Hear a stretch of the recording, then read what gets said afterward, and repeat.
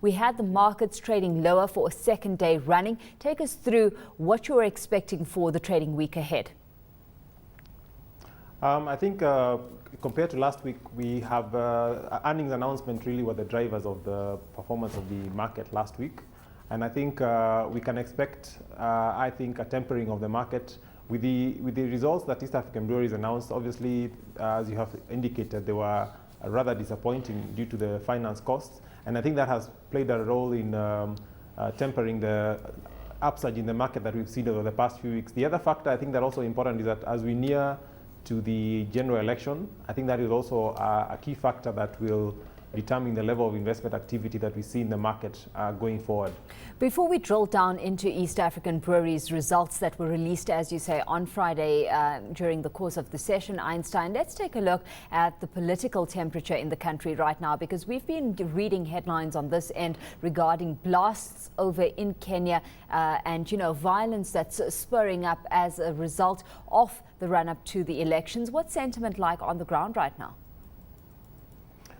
I think the sentiment is obviously we are coming from a situation where in 2007, 2008 we had a situation on the post-election violence, but it appears right now there are a lot of efforts being made on either on the security side and also on the logistical side with regard to the preparation for the election process to ensure that all measures are addressed in terms of security. As you mentioned, there was a blast in northern Kenya, and fortunately, there weren't any casualties other than the suicide bomber, but that obviously creates a sense of tension. But I think the security forces are really working overnight to try and ensure that all measures are in place. Yep, but let's take a look at foreign investor participation. And I asked the question about sentiment because it seems to have had an effect on foreign investor participation. We had that activity dropping to 45.7% of total market turnover compared to 44% in the previous session. I mean, what do you make of the kind of foreign investor participation you're seeing in the market right now, and what room that opens up for local investors? Yes, I think it's a combination of the effects of the earnings results, as well as the expected entry of the local, particularly the institutional investors, who now see an opportunity to participate in the market, ahead of the election. So I think it's a complement of those factors, and I think the expectation and the hope is that we will have a peaceful election and transfer of power, and thereafter we are likely to see improved market activity at the stock exchange. Of course, a counter that has always gotten the attention of the foreign investor is that of East African breweries because of its liquidity. Einstein, let's drill down into the numbers here. As we highlighted, we've seen a drop in its share price on Friday's session on the back of its results, but surely nothing unexpected. We saw the financing costs that this company incurred as a result of a buyback of Kenyan breweries' shares. And, this was a deal that was struck in 2002, so certainly something that the market was well aware of.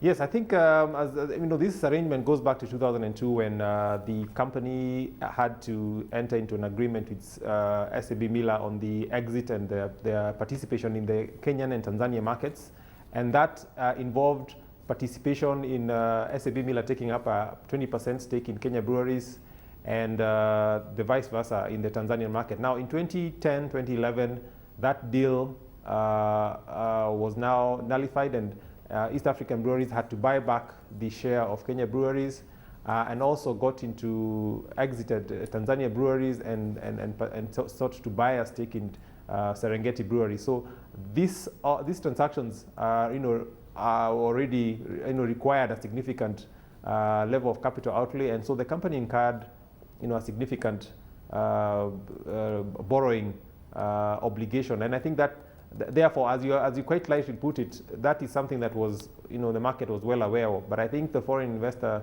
sentiment was also quite bullish at the time, particularly at the beginning of this year.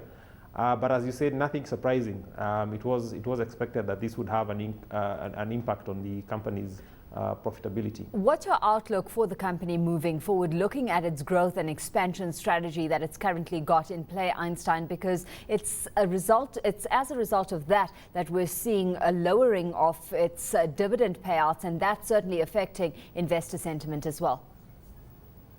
Yes, I think one of the biggest, the major factor that one has to bear in mind is the fact that probably for the next 4 to 5 years, the company will have to, pay out quite a huge chunk of its cash flow to cater for the borrowing that they had to take up because of the acquisitions. The other factor is, and therefore that accounts for the lower dividend payout. The other factor, I think, is the fact that if you could look at the results, it was quite clear that in the Ugandan market that was also presented quite some challenges. Although in Kenya and Tanzania, those markets continue to register quite significant growth. So I think the key factors would really revolve around managing its cash flow in order to meet up the financial requirements, and also trying to deal with the challenges in markets like in Uganda. Of course, East African Breweries is not the only company that's pursuing an aggressive expansion strategy and targeting a territory like Uganda, Einstein. We've got Uchumi Supermarkets planning to open a second branch in Dar es Salaam and another in Uganda, deepening the chain's foray into neighboring countries. What are you making of that strategy right now? Because Uchumi only recently having gotten back on its feet in the domestic arena. Yes, I think the company now has feels after the very good results in 2011, and the company now feels confident to venture out into the other markets. Obviously, there has been a long history of the performance of the company, and I think that has resulted in the company, not being able to venture out aggressively like its competitors have.